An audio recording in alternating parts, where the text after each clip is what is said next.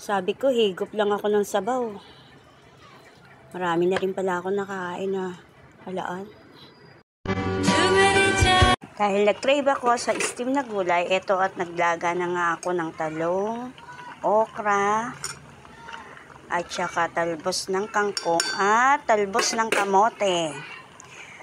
Sasawsaw ko sa bagoong. So, luto na ang aking gulay. Ito ay sariling tanim, kangkong at kamote. So, binili na lang sa palengke ang okra at talong.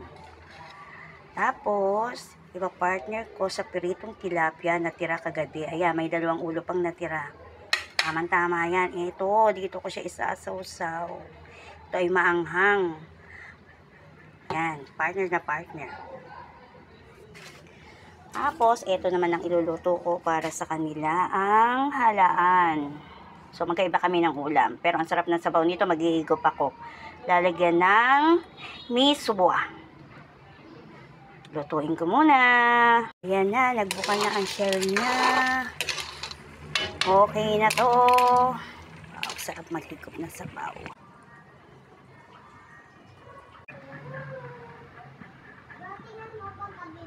Sabi ko, higop lang ako ng sabaw. Marami na rin pala ako nakain na halaan. Sarap eh. Kain tayo pritong manok. Medyo na sunog-sunog. Kain.